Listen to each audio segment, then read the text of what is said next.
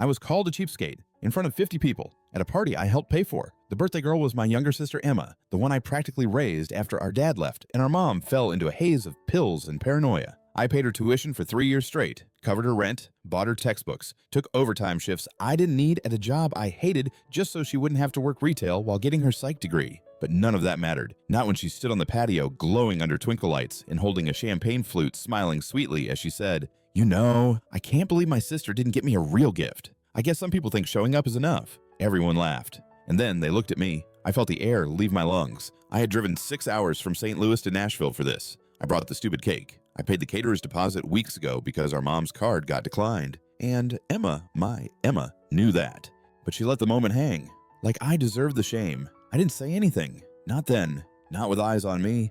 I just smiled tight, grabbed my purse, and left. I didn't even take a slice of the cake I paid for. It sounds dramatic, sure, but that night wasn't the beginning. It was the final crack after years of silent pressure building beneath the surface. My family had been using me as a lifeline since I was 19, and I'd been letting them know, enabling them, because I thought that was what good daughters do, what big sisters should do. My mom, Carla, was always between jobs. That was code for waiting for disability to kick in and don't ask questions. She liked to cry about the stress of single motherhood, but somehow always had money for scratch-offs and boxed wine. Emma was the golden child, the one mom called her second chance. She was sweet, growing up, clever, good at school. I adored her. I swore she wouldn't end up like me, working the front desk at a dental office, dodging rent hikes, and still driving the Honda Civic I bought in college. I wanted her to have a better life. So when Emma got into Vanderbilt, I was the one who stepped up. Mom said, "We'll all pitch in," but that meant I would pitch in. The FAFSA rejected her for full aid because Mom never filed taxes and the school wouldn't listen to my explanations. So I paid.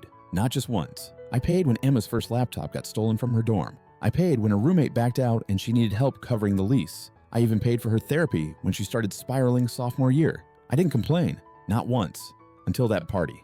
That night, I drove to a Motel 6 and cried into a cheap pillow. I tried to rationalize it. Maybe it was a joke. Maybe she didn't mean it. But the truth itched under my skin. That was who she was now. Not grateful, not kind, just entitled and cruel. I called my mom the next morning. Asked her if she saw what happened. Carla scoffed. "Emma's under a lot of stress. Maybe you shouldn't make everything about you for once." I hung up without another word. That was the moment I felt something snap, not in an angry, vengeful way, yet, but in that deep, unsettling way where disappointment curdles into clarity. I gave these people everything, and they would never stop asking for more. 2 weeks later, Emma sent me a Venmo request, $185, textbooks for spring semester. No message, no thank you, just an assumption, like I was a walking wallet. I didn't pay it. That night, I got a call from my mom. Emma said, "You're being spiteful." I laughed. I couldn't help it. Spiteful. After all I'd done. That's when Mom launched into her usual guilt trip. How Emma was going places, how I'd never understand because I didn't go to college, how I should be proud to help. But this time, I wasn't listening. Something inside me was beginning to harden. I thought about every holiday where I footed the bill, every Christmas where I bought the gifts, then got none in return. Every doctor bill of Mom's I paid while she lied to Medicaid. Every landlord I sweet-talked for Emma. And that look she gave me, mocking dismissive when she called me a cheapskate. I didn't say a word to my mother. I just ended the call. That was the last time I answered a request from either of them, but it wouldn't be the last time they reached out. Not by a long shot. I expected silence, or at least some space, but I underestimated how quickly panic sets in when people who depend on you suddenly realize you're not coming back. 3 days after I declined Emma's textbook money, she left a voicemail sobbing, said her professor was going to drop her from the class if she didn't have the required material, said I was punishing her for no reason, and how she didn't mean it at the party. I didn't reply. Then Mom started up again. Texts, calls, voicemails, each one more frantic than the last. "You're tearing this family apart. She's your sister, for God's sake. You can't just abandon us." I didn't block them right away. Part of me still wanted to believe they'd come around, that someone would apologize, that someone would finally say thank you instead of how dare you. But the shift was brutal. They went from guilt to threats in under a week. Emma messaged me, "If I drop out, it's on you. Mom, I'll tell everyone you stole from me. See how that feels." And then came the friends. People I barely knew. Old neighbors, moms, drinking buddies, Emma's college roommates sending vague messages like, "Heard what you did. Not cool." Or, "You're not the person I thought you were." They were poisoning the well.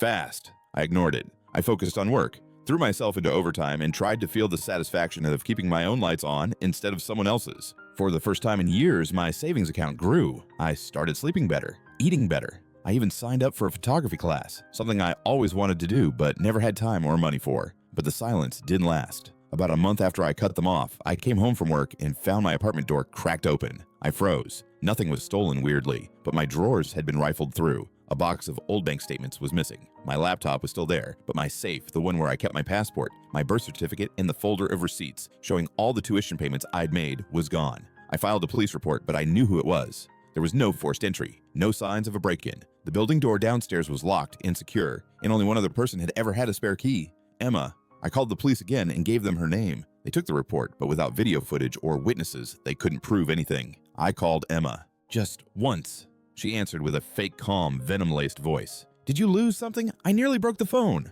I want my documents back." She snorted. "Oh, you mean the evidence? Don't worry, I'm just holding on to it. In case you try anything stupid. Try anything stupid." She was blackmailing me with my own proof of kindness. I hung up and finally blocked her. Then I blocked Mom. Then I changed my locks. I cried that night, not out of fear, not even out of betrayal, but out of sheer, overwhelming exhaustion. I had built their lives, laid the bricks, paid the bills, swallowed the insults, and now they were coming for mine. It didn't stop there. 2 weeks later, my HR manager at the dental office called me into her office. "Hey, this is awkward, but we got an anonymous complaint about you. Someone said you were stealing office supplies and selling them online." I stared at her stunned. I don't even have an eBay account. Luckily, my boss didn't believe it. But the seed had been planted. My reputation was suddenly in question. Coworkers whispered. Patients looked at me funny. I could feel the shift. And then I knew. This wasn't about money anymore. It was about control. Emma and Mom had lost their puppet, and now they wanted to burn the strings. They couldn't handle the fact that I was gone, really gone, so they were trying to break me from the outside in. But they didn't know something vital. I had saved everything. Bank transfers, emails, screenshots of tuition payments, Venmo receipts, even the text Emma sent thanking me for her laptop 2 years ago. And I had friends, real friends, who had watched me bend over backwards for that family. So when they started spreading lies, I started gathering ammo. I opened a private folder on my computer titled "Just in Case." Inside, I put everything. I even contacted Vanderbilt's student accounts office to request a third-party contribution summary under my name.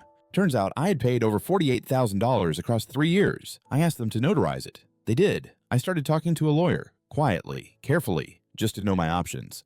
Because I wasn't just going to fight back anymore. I was going to end it. And I wasn't going to whisper while doing it. I didn't set out for revenge. Not at first. I just wanted peace. A clean break. But when you spend your whole life being used, silence starts to feel like surrender. And I wasn't surrendering anymore. It all started to unravel the day I got a message from Megan, Emma's old college roommate. We hadn't spoken in over a year. And honestly, I was surprised she reached out. Her message was short. "Hey, I know it's not my place, but I thought you should know what Emma's been saying about you." I replied cautiously. Megan and I had always been civil, but she'd stayed neutral in the past. I figured she was closer to Emma. Turns out she wasn't anymore. Megan told me everything. Emma had been spinning a story on campus that I was her abusive half-sister, that I had control issues, had stalked her ex-boyfriend, and was obsessed with keeping her indebted to me. She told her friends that I demanded to be paid back every penny with interest. She even claimed I once threatened to cut her off unless she made a public post thanking me. A post that never existed because I never asked for one. But it got worse. She told Megan that our mom was barely surviving because I sabotaged her ability to get benefits. That I reported Mom for fraud. That I laughed about it. That one hit hardest because I never reported Mom to anyone. But I could have. I just didn't have it in me at the time. I thanked Megan and asked her gently why she was telling me this now. She said, "Because I used to believe her. But after seeing how she treats people lately and what she's saying about her new roommate, I don't think I can keep quiet anymore." That gave me a sliver of hope. Maybe I wasn't crazy. Maybe someone finally saw them for what they were. I invited Megan for coffee the next week. I was cautious, but curious. She brought her laptop and showed me screenshots, texts, DMs, even a Reddit post Emma had written under a throwaway, calling me a financial manipulator and accusing me of trying to ruin her academic career. It was disgusting, but it was also incredibly useful because Megan wasn't the only one Emma had lied to. She'd been collecting sympathy and favors from professors' classmates and even nonprofit scholarship boards by painting herself as the abused younger sister of a controlling monster, all while living in an off-campus apartment paid by that very monster. I spent the next month documenting everything. Megan sent me more proof. I had emails from Mom trying to guilt me. I pulled every receipt I'd ever stored, physical and digital. I even requested a credit check and found out someone had attempted to open a Target card in my name. Denied, but still. I had a hunch. I checked with the police about the break-in again, this time with more information. The officer on duty said they couldn't reopen the case, but he offered something better, a referral to a private investigator. That changed everything. I hired him, quietly. And within 2 weeks, he found what I couldn't security footage from the gas station across the street from my apartment. Grainy but usable. It showed a woman entering the building the night of the break-in. Same height and build as Emma. Same color jacket. He even traced the car registered to Mom. I didn't cry this time. I smiled. It wasn't just betrayal anymore. It was criminal. My lawyer was ready. With the documented evidence, screenshots, financials, and the PI's report, she said we had a strong case for civil court and possibly criminal if I wanted to push for it. But I wasn't after jail time. I wanted the truth out. I wanted to be heard. I wanted my name back, my dignity. I filed for a restraining order against both Emma and my mother. My lawyer also sent them formal letters of cease and desist specifically targeting the defamation threats and unauthorized entry into my residence. We even forwarded the university a copy of the notarized tuition payment log and an anonymous tip linking Emma to the online smear campaign. I wasn't subtle, and I didn't care anymore. Emma had built a kingdom of lies with bricks I bought her. I was about to bulldoze the whole thing. Then something unexpected happened. My cousin Renee messaged me. We hadn't spoken in years. She was my aunt's daughter, grew up in Arizona, only visited during the holidays. But she was kind, quiet, the type who listened more than she spoke. She wrote, "I know it's not my place, but I saw what Emma's been posting. And I just wanted to say, I always knew you were the one holding the family together. It hit me harder than I expected. I asked her why she was reaching out now. Renee said, because Emma tried to get me to back her up, said you were trying to ruin her life. But when I asked for details, she just got defensive, so I started digging. And I saw your name on her tuition receipts. I don't know if you know this, but they weren't even hers. Her scholarship application listed you as her guardian. That's how she qualified. That one sentence knocked the air out of me. She had used my name to get scholarships. I asked Renee to send me a screenshot. She did. There it was, my name listed as legal guardian. I wasn't. I never signed anything. And if that was the case, she had committed fraud. Renee didn't want to get involved further, but she gave me the name of the aid office contact at the school. That night, I made a choice. I wasn't going to be the silent sister anymore. The doormat, the piggy bank, the punchline. This time, I was going to speak, and they were finally going to listen. I used to fantasize about confrontation, standing in front of my family, slamming a stack of papers on the table and yelling, "Here's the proof! Here's what you did to me!" But the reality was colder, sharper, more deliberate. My lawyer filed a formal fraud complaint with the university, attaching everything Emma's scholarship application, listing me as her legal guardian, the payment history under my name, screenshots of her posts accusing me of financial abuse. Within a week, Vanderbilt opened an internal investigation. I didn't even have to call them. They called me. They were polite, too polite almost. The kind of voice you use when something is about to explode and you're trying to minimize the fallout. We'd like to ask a few questions about your relationship with Emma Caldwell. I answered everything calmly and factually. When they asked if I ever signed any documents as her guardian, I told them no. They asked for proof. I said that my tax filings, rental agreements, even my lease contracts, all showing Emma was never my dependent. That same week, Mom called me again from a new number. I didn't pick up. Then came the email. Subject, "You went too far. I don't know what you think you're doing, but this is your sister's future you're playing with. You'll regret this. We'll both make sure of it." The next morning, the electric company called me. Apparently, I was still listed as the secondary contact on Mom's house account. The power bill hadn't been paid in 2 months. They were calling to inform me service was being shut off. I laughed. For years, I had quietly paid that bill on her behalf, even when I couldn't afford groceries. I had long since taken my card off the account, but never bothered to remove my name. That call confirmed what I suspected: she had no backup plan. Without me, the lights really did go out. And then came the real blow. Emma was suspended, not expelled yet. But when the university concluded their investigation, they froze her financial aid pending review. Turns out the scholarship board took a very dim view of guardian misrepresentation. Renee messaged me, again stunned. Apparently Emma had shown up at my aunt's house, crying, demanding to know who snitched. I didn't reply. I didn't need to. My aunt called me later that day. She sounded tired but apologetic. "I don't agree with everything you did," she said, "but I understand why you did it." That was the first adult in my family who had ever said that to me. By the end of the month, everything began to collapse. Mom's house was hit with a lien property taxes she hadn't paid in years. Emma's social media went dark. Megan sent me screenshots from a group chat where Emma's friends debated whether they should have believed her at all. Half of them said they'd seen the evidence. The other half said Emma was just misunderstood. I didn't care. The damage was done. I found out Emma tried to apply to another university nearby, but they flagged her application for financial inconsistencies. That likely came from a red mark in the scholarship system. Fraud doesn't disappear just because you transfer. The best part, I didn't even need to show up to destroy them. I didn't need a confrontation. No shouting match, no dramatic Thanksgiving showdown, no slamming of doors. Just truth, just documentation, just me finally refusing to be silent. I got a call from the police a few weeks later. The case from the break-in had been updated. The officers said they were interested in pursuing further inquiry now that additional documentation had surfaced. I told them everything. My PI turned over the video footage and the locksmith invoice from when I changed my locks. They asked if I wanted to press charges. I said yes. 2 days later, I heard through Renee that Emma had been served. I didn't feel joy. Not exactly. I felt release. The kind that makes your shoulders drop and your breath go deep for the first time in years. The kind that tells you the war is finally over. Even if you didn't win with medals, you won with peace. Then came the final message from a burner email. No name, but I recognized the writing. It was my mom. "You've ruined this family. You're no better than your father." That was the last straw.